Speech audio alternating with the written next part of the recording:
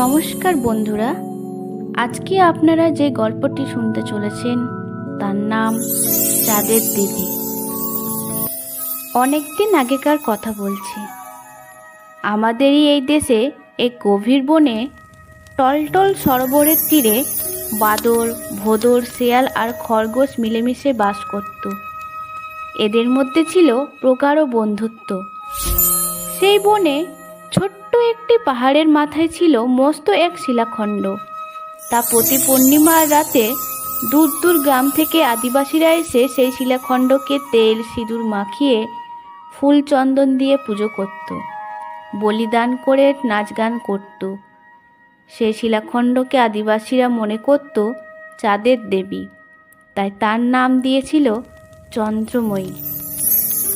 বাদর, ভোঁদড়, শেয়াল আর খরগোশ প্রতি পূর্ণিমার রাতে আড়াল থেকে লুকিয়ে সব কিছু দেখত আর ভাবত, তারাও যদি পূর্ণিমার ব্রত করে চাঁদের দেবীর পুজো করত তাহলে কি ভালোই না হতো।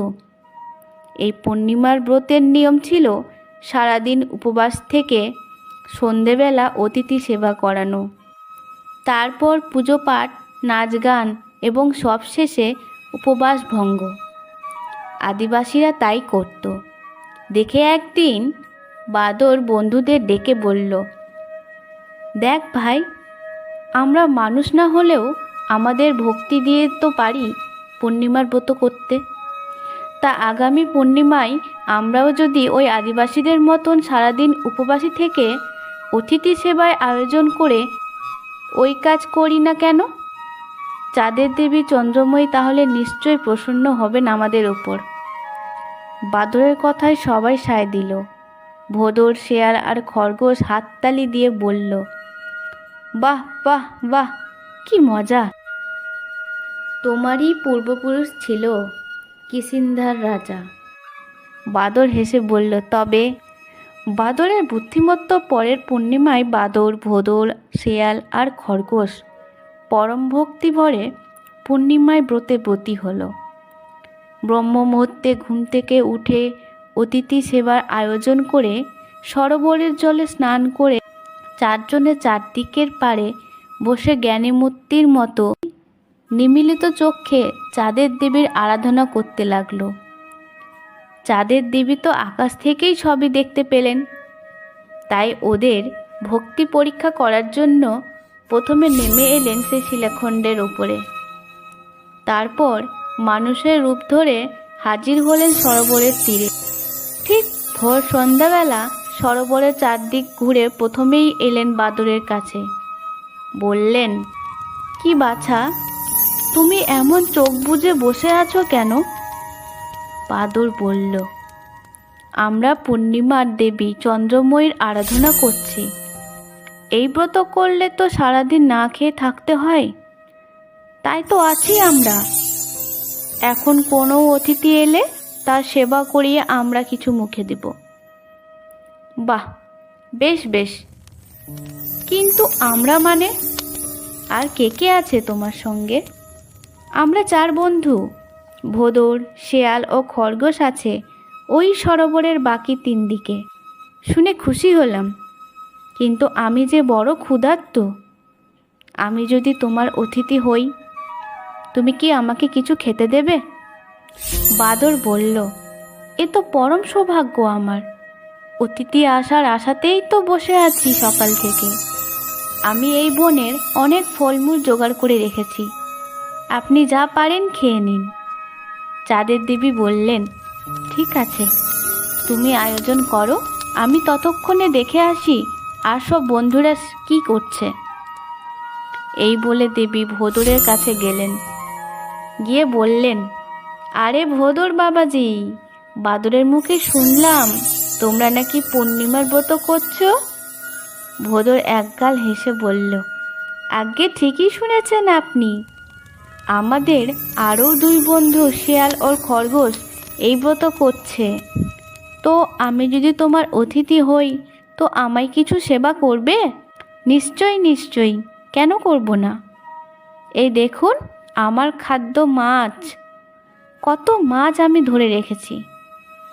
দেবী বললেন, ভালো ভালো, মাছ খেতে আমি খুব ভালোবাসি। তুমি আমার জন্য মাছ বেছে রাখো, আমি ততক্ষণে দেখে আসি ওরা কি করছে। দেবী এইবার শেয়ালের কাছে গিয়েও ওই একইভাবে জিজ্ঞাসাবাদ করলেন।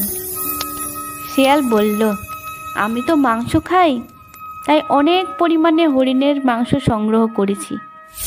আপনি মনের আনন্দ যত খুশি মাংস খেতে পারেন। দেবী বললেন, তুমি ব্যবস্থা করো, আমি আসছি। দেবী এবার খরগোশের কাছে গেলেন। খরগোশ তো লজ্জায় দুহাত মুখ ঢাকল। দেবী তাকে পরম আদরে কোলে তুলে নিয়ে গায়ে হাত বুলিয়ে বললেন, হ্যাঁ বাছা, শুনলাম তোমরা নাকি 4 বন্ধুতে পূর্ণিমার ব্রত করছো, তা এই ব্রত করলে কি হয়? খরগোশ লাজুক লাজুক মুখে বলল, তা তো জানি না, তবে ইচ্ছে হলো তাই করছি। এতে চাঁদের দেবী নিশ্চয় প্রসন্ন হয়ে আরও বেশি করে আলো দেবেন। দেবী হেসে বললেন, তা হয়তো দেবেন, কিন্তু এই ব্রত করলে তো অতিথি সেবা করতে হয়, জানি, তাই সেই রকমই ব্যবস্থা করে রেখেছি। আমি যদি তোমার অতিথি হই, তুমি আমায় সেবা করতে পারবে?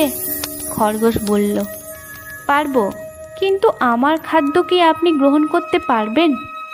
কেননা আমি তো ঘাস, কচি পাতা এইসবই খাই, তাই সেই সবের জোগাড় করে রেখেছি। ভেবেছিলাম কোনো হরিণ, ছাগল বা খরগোশকে ডেকে খাইয়ে দেব, কিন্তু দেবী বললেন, তাতে কি হয়েছে? তুমি একটু জল দাও, তা খেয়ে আমি বরং চলে যাই। খরগোশ বলল, তা কি হয়? আপনি অভুক্ত ফিরে গেলে আমার ব্রত নিষ্ফল হবে। আপনি আমার অতিথি, আমি এখনই আত্মস্বর্গ করছি। আপনি আমাকে মেরে পুড়িয়ে খান। জানেন তো, সবাই বলে আমার মাংস নাকি খুব সুস্বাদু। দেবী বললেন, না না, সে কি কথা? তাছাড়া জীব হত্যা মহাপাপ, আমি জীব হত্যা করি না। খরগোশ বলল, বেশ, তবে আপনি এক কাজ করুন, কিছু শুকনো কাঠকুড়ো জোগাড় করে তাতেই আগুন দিন। আমি সেই আগুনে নিজেকে উৎসর্গ করে তখন আপনি অনায়াসে আমার মাংস খেতে পারবেন। তাহলে আমার অতিথি সেবাও করানো হবে, আপনার জীব হত্যাও হবে না। চাঁদের দেবী তো অবাক।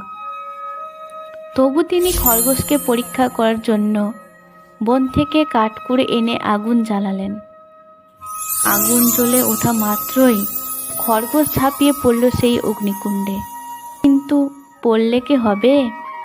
দেবীর কৃপায় একটু তাপও গায়ে লাগেনি।